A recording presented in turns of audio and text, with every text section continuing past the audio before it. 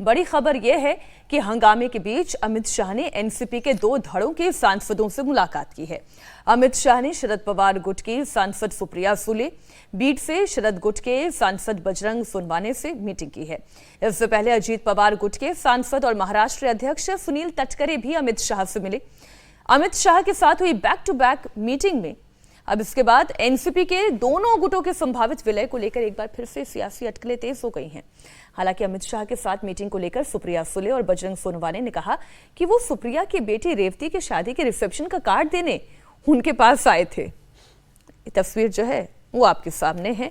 अब इस पर हम चर्चा कर लेते हैं। अजीत जी, विलय की चर्चा हुई होगी या बिल आ रहा है, उस पर समर्थन कैसे होगा? 2/3 बहुमत की बात होगी, उसके आगे डिलिमिटेशन, क्या बात हुई है? फ्यूचर क्या सेट हो रहा है यहाँ पर? देखिए, ये अब ये तय हो गया। हमने कहा ना कि आज शाम में ये चैप्टर क्लोज होने जा रहा है। ये सारा जंतर मंतर, छात्र आंदोलन, प्रोटेस्ट, सब कुछ, शिक्षा में सुधार, सीजेपी का चैप्टर पेपर लीक, सब ये क्लोज होगा और तब वो फिर चैप्टर खुलेगा जिसकी चर्चा इस सत्र की शुरुआत से हो रही थी, शुरू होने के पहले से हो रही थी।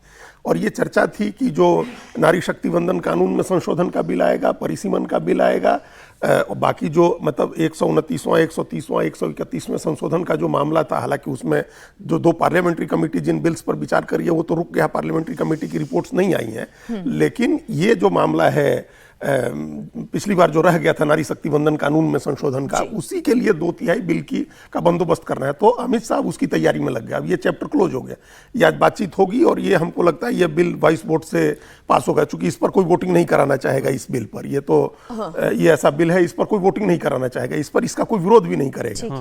आप उसमें कुछ चीजें जोड़ने की हो सकती हैं, आप पैलेट गन ले आ देंगे, इसमें छात्रों पर कार्रवाई ले आ देंगे, जो भी होगा, टीका टिप्पणी, वाद विवाद होगा। बिल 2024 में भी बाई पार्टीजन उससे पास हुआ था, सारी पार्टियों ने समर्थन किया था। सर, मुझे ब्रेक के लिए जाना है, उससे पहले क्विक कमेंट बस ये दे दें कि विलय भी होने की संभावना अगर है तो वो इस सेशन के बाद की है। बिल्कुल। अभी देखिए, अभी जो भी शरद पवार से प्रधानमंत्री की भी मुलाकात हुई है, तो ये सीधी सी बात है कि अभी जो डिलिमिटेशन और उसके अलावा जो विमेन रिजर्वेशन को जो उसमें 2011 का सेंसस उसका आधार बने, ये जो संशोधन होना है उसके लिए अभी सरकार की प्राथमिकता है। क्योंकि विलय वगैरह की मामला जो है अभी एक लॉन्ग टर्म में जाएगा, उसमें व्यक्तिगत अहम है, सब कुछ है, बहुत पेचीदगी महाराष्ट्र की अपनी परिवार की।